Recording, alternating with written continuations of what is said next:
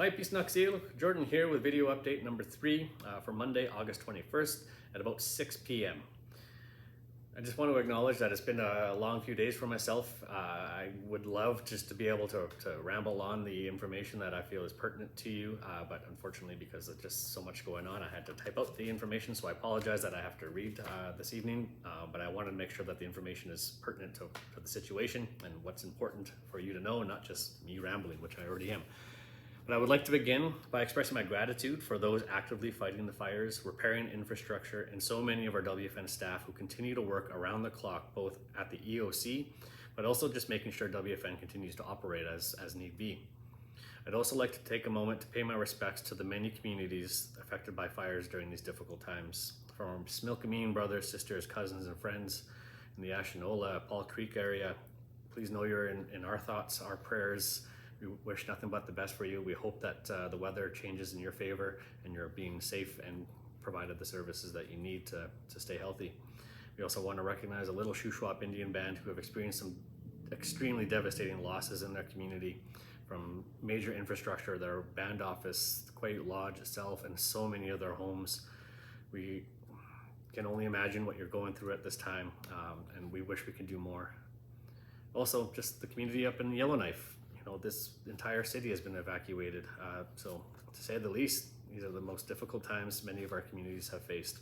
I also want to provide a bit of an update about the communication process. So these updates, video updates, will be done daily now moving forward. We do have situational updates in the morning provided by the EOC, and then we have our WFN operations debrief in the afternoon, and so these video updates will follow that and will most likely be rolled out in the evening, hopefully earlier than they are tonight. And hopefully shorter, but I'm still trying to work on that. But yeah, please expect video updates daily, but that's why I also mentioned the time and the date at the beginning so that you know what is the most recent information that you're being provided. So, the situation as it stands today, the last 2 days, since I didn't provide an update yesterday, have been quite favorable in regards to fighting fires. The wind is quite calm. The fire remains active in certain areas, but there's very little to no threat at all to homes or infrastructure at this time. This is absolutely due to the bravery and commitment of the firefighters and the BC Wildfire Service teams working throughout the day and night, some of whom have continued to fight the fire despite themselves being on evacuation order, and some have even lost their own homes. We hold our hands up to this army of heroes who give so much to protect our communities, but I urge you to remember that these heroes are human beings just like you and I. The best we can do at this time to support them is to voice our support, to share that support across the community. Make posts on social media expressing your gratitude. Send cards to the fire department. Let them know that we're here and we can lift them up just through being positive and uplifting as we can for one another, but also especially for the firefighters and the BC Wildfire Services, as well as those repairing infrastructure at this time. This is all they've asked for. This is all they really can accept at this time. They can't accept food donations. It's just unpractical. So please just continue to share your support and stay optimistic. These past two days have been focused on recovery, which is a very positive sign, but there has been no indication at this time that there will be any rescindments of evacuation orders or alerts. I know this is not the best news, and I know so many of us want to be able to go back home, but work is currently being done to ensure the re-entry plan can be in place. It will be phased, and it is all centered around being able to do so safely. Safety concerns go well beyond fire. There are hazardous trees, down power lines, gas lines that need to be assessed, and in some cases, entire roads have been lost. Fire Chief Brolin explained that some areas face the equivalent of hurricane-force winds, uprooting trees. So we ask that you continue to be patient with the process, but no work is being done to be able to rescind orders and alerts. Also, there are still hot spots. Weather continues to be a factor and must be considered. The expectation is that the weather will remain favorable with a chance of rain showers, which can be good for fighting fires, but can also bring other risks that need to be considered as well. I'm pleased to share that the resources to carry out the assessment and recovery process are in place and the numbers are strong. Let's keep hoping and praying and staying positive, but ultimately grateful. We have been so lucky in so many ways, considering the intensity and unpredictability of this fire, as it could have been so much worse for our community and its members.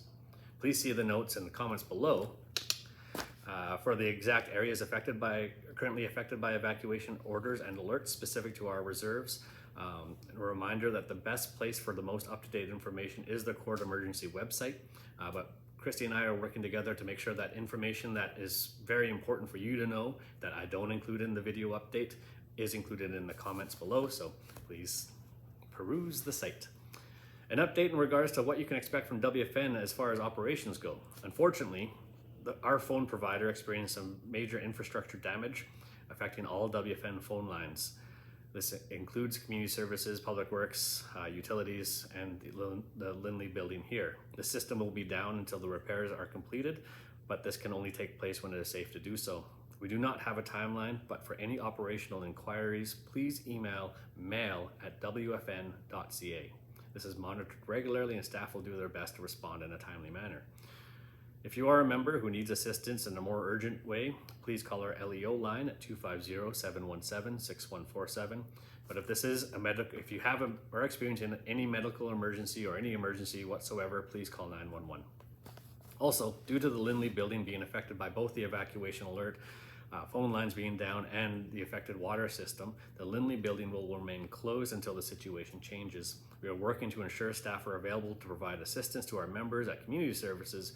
But again, please be mindful that this is a complex situation. The staff are doing their best to provide supports beyond their own area of expertise in some cases, and definitely across departments. And so we ask for your continued patience. Staff are still working from home, so we don't expect to see too much disruption to the ongoing operations other than that in-person experience that we all have just love and appreciate.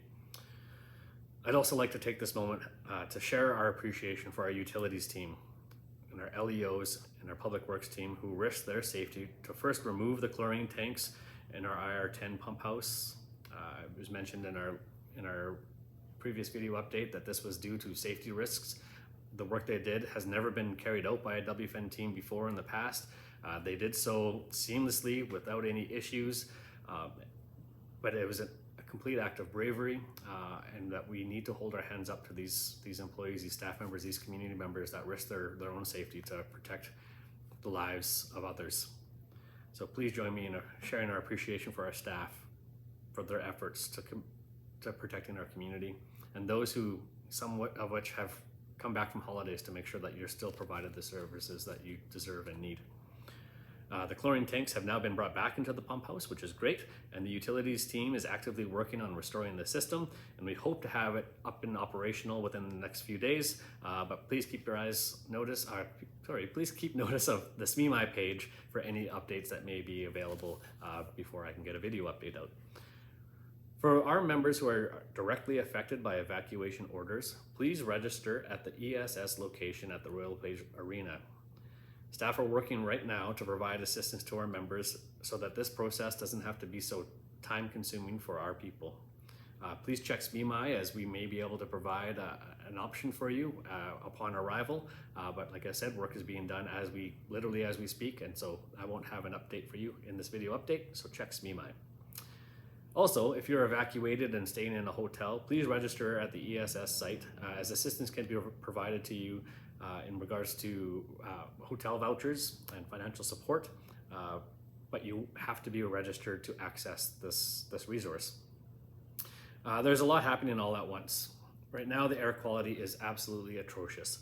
Staff are working at sourcing out HEPA filters that we are hoping to be able to distribute to our members, specifically our elders and our community members who are most affected by poor air quality. And more information will come at tomorrow's update, but again, please check SMEMI, as something may happen between now and then.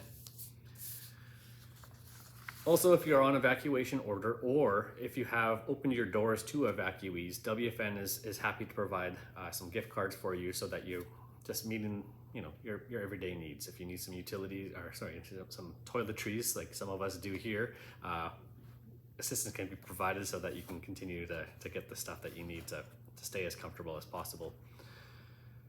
Also, just please be mindful that this fire has affected our animals. There are many that are coming through our communities as we speak, and I know that all of us want to do our best to help, but we please ask that you continue to give them their space. They're much more resilient than us as human beings, and for the most part, they know what they need more than we do, and what they also need to recover and where they need to recover. Helping them may inhibit their recovery and possibly do undue harm. If there is a major concern, please again contact our LEOs and they will assess the situation. 250-717-6147. I do apologize if I've missed anything in today's update. Please know that all press conferences that have happened are available online through the Court Emergency website. Hearing from the firefighters themselves is always better than little old me. But once again, we know that although things have calmed down, tensions are still high. All of our communities are affected by these fires, and so all we can do is remain kind and helpful with one another and patient with the recovery process. As mentioned, I'll provide another video update tomorrow, but for the meantime, please stay safe, stay connected to one another, and let's keep our prayers for favorable weather, strength for our community, and of course, strength for those fighting the fires. Why peace, Nuxil, why limit.